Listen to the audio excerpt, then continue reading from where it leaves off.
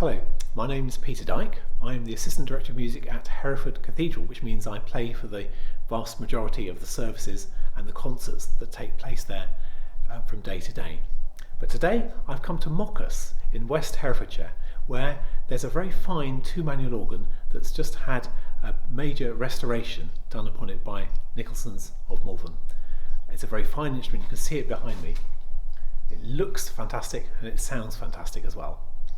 Let's go and have a closer look.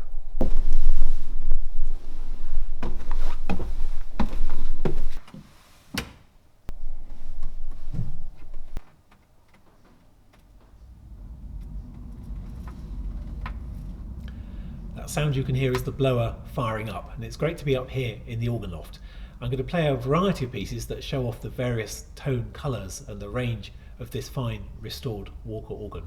But it's great to be up here surrounded by all the splendour of this beautifully restored paintwork and artistic wizardry that's around us. It's a great location to play in. I'm going to play a variety of music that shows off some of the wonderful colours of the organ here. The most famous organist of them all, and the most famous composer for the organ, of course, was J.S Bach. And it's said that when he went to try out an organ that he didn't know before, he used to what they call test the lungs of the organ by drawing all the stops and then playing some really big chords. And of course the pipe that needs the biggest amount of air is of course the very lowest pipe, bottom C, on the 16-foot pedal, which I should just play here. And this Prelude and Fugue in C major uses that pipe, bottom C, quite a lot. In fact, you hear a very long one very early on in the piece. So I'm going to test the lungs of this Moccas instrument by drawing pretty much nearly all the stops and playing Bach's Prelude and Fugue in C major, BWV 545.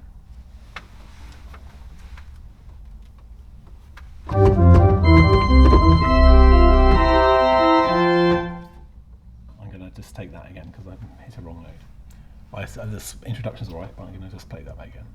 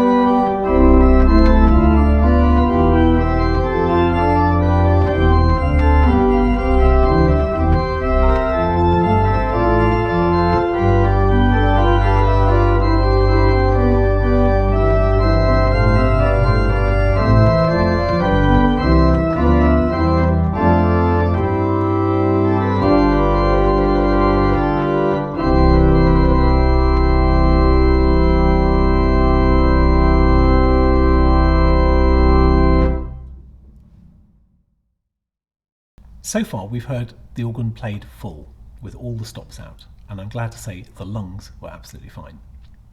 The beauty of the organ so often though is in its individual sounds, if you just have one stop out at a time. I'm going to show the open diapason here, which is I suppose the foundation of organ tone. It's the sort of stop you'd use when you're accompanying the hymns, and it's equivalent I suppose to the string section of an orchestra.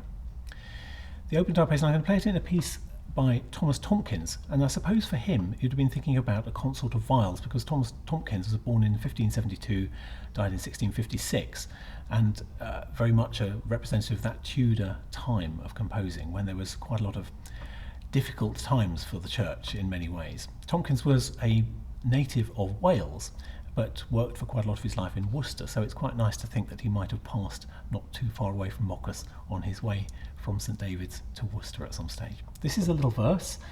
It's in A. It finishes with one extra pedal note, which you may be able to spot, but most of the time it's imitating the consort of viols using the open diapason stop.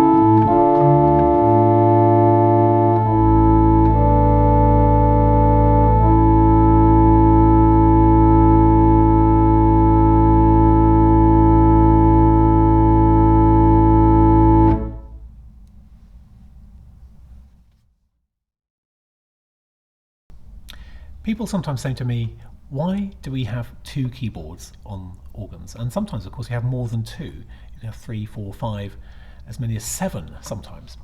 Here at Moccas we have 2, and it really enables us to play different types of sound in close proximity, quickly move from one sound to another, one volume to another. The piece I'm going to play now shows some of the different sounds and the contrasts that you can have even on an organ of this size. It's by Pachelbel, who is well known for his canon, but of course he wrote a great deal more than that. Pachelbel was an organist in Germany, a little bit before J.S Bach. He worked in Erfurt and in Nuremberg, which is our link city diocese in the Hereford diocese here. This is his aria Sebaldina, and it is dedicated really, it's based on an aria associated with St Sebaldus, which is the dedicatee of the church that Pachelbel worked in Nuremberg. You can still go and visit that. I have a soft spot for Pachelbel because I think about him in this particular time. When I'm recording this, it's just after it's when the pandemic we're hoping is beginning to be over of coronavirus, because Pachelbel lived through an outbreak of the plague in Erfurt, which claimed the lives of his wife and of his child.